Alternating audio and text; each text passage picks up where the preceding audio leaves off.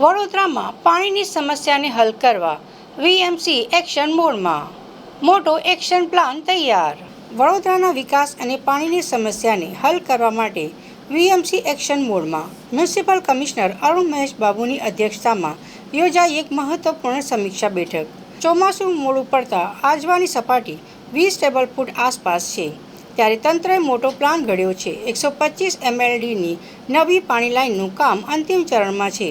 ટૂંક સમયમાં જ પૂર્વ ઝોનમાં 50 MLD પાણી પૂર કરાશે, જેનાથી વોર્ડ નંબર 4, 13, 14 અને 15માં ઓછા પ્રેશર અને ગંદા પાણીની સમસ્યાનો અંત આવશે. બાકીનું 75 MLD પાણી ડિસેમ્બર સુધીમાં મળશે અને સિંધ રોડ ખાતે 150 MLDનો નવો સોર્સ ઊભો કરાશે. પૂરતું પ્રેશર મળતા શહેરમાં ટેન્કર પ્રથા ધીમે ધીમે બંધ થશે અને ગેરકાયદેસર કનેક્શન ધારકો સામે કડક કાર્યવાહી કરાશે. આ સાથે જ આગામી વાઇબ્રન્ટ ગુજરાત રિજનલ સમિટી ઓફ એરપોર્ટ સ્ટેશન અને મુખ્ય માર્ગો પર વિશેષ સફાઈ અભિયાન હાથ ધરાશે.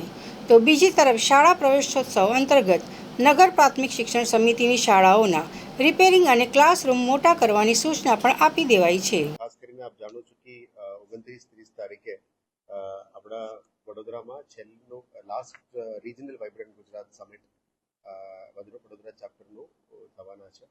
એટલે એ રાજ્ય સરકારના ઇન્ડસ્ટ્રીઝ ડિપાર્ટમેન્ટ દ્વારા વડોદરા વાઇબ્રન્ટની આયોજન કરવામાં આવી રહ્યા છે. પણ વીએમસીની સિટી લિમિટમાં છે એટલે ઘણું બધું જવાબદારી વીએમસીને પણ આવે છે. એટલે આ તમામ જવાબદારી જે રાજ્ય સરકારે સૂચ્યું છે, આ તમામ જવાબદારી નિભાવવા માટે અમે અલગ અલગ ડિપાર્ટમેન્ટ્સની ઓર્ડર પણ કર્યું છે અને પેટા ઓર્ડર્સ પણ જે ડિપાર્ટમેન્ટ કરવાના છે. એની ભાગરૂપે અમે ખાસ કરીને સાફ સફાઈનું એન્ક્રોચમેન્ટ રિમૂવલ ઉપર ફોકસ કરવાના છે. સિટી બ્યુટિફિકેશન ઉપર પણ અત્યારે ફોકસ કરવાના છે. સિટી લાઇટિંગના ઉપર પણ ફોકસ કરવાના છે, કારણ કે આપ જાણો છો કે Vadodara airport, Vadodara railway station, bus stations અને અમદાવાદ, સુરત તરફથી પણ મોટા ભાગમાં આખા ભારતમાંથી લોકો પણ આવવાના છે. જે રીતનું બાકી રિજનલ વાઇબ્રન્ટ સમિટ થયું છે, આ રીતનું જે ગાંધીનગરમાં થનાર મેઇન વાઇબ્રન્ટની પહેલા એટલે સેકન્ડ લાસ્ટ રિજનલ વાઇબ્રન્ટ વડોદરામાં થવાના છે. આ વાઇબ્રન્ટ ગુજરાત અંતર્ગત ઘણી બધી ઇન્વેસ્ટમેન્ટ્સ પણ વડોદરામાં આવવા માટે જે ચર્ચાઓ થનાર છે. રાજ્ય સરકારના અલગ અલગ ડિપાર્ટમેન્ટ્સ એના માટે પ્લાનિંગ કરી રહ્યા છે, અલગ અલગ સેમિનાર્સનું પ્લાનિંગ કરી રહ્યા છે. બીએમસીનું પણ આની અંદર એક સેમિનાર અર્બન ડેવલપમેન્ટ ડિપાર્ટમેન્ટ દ્વારા કરવામાં આવી રહ્યા છે.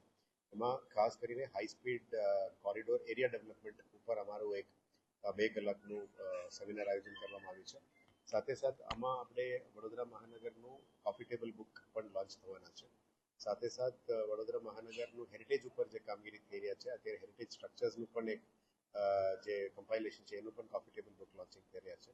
2 કલાકનું ચર્ચા વિમર્શ માટે વડોદરાની અંદર ટ્રાન્સપોર્ટેશન કેવી રીતે ઇમ્પ્રૂવ કરવી, લોજિસ્ટિક્સ કેવી રીતે ઇમ્પ્રૂવ કરવી, હાઈ સ્પીડ રેલ કોરિડોરની આજુબાજુના એરિયાની ડેવલપમેન્ટ કેવી રીતે કરવી, આ બધા ઉપર ચર્ચા પરામર્શ થવાના છે. એમાં વિદેશથી પણ લોકો આવવાના છે, ભારત સરકારમાંથી એક્સપર્ટ્સને પણ બોલાવવાના છે.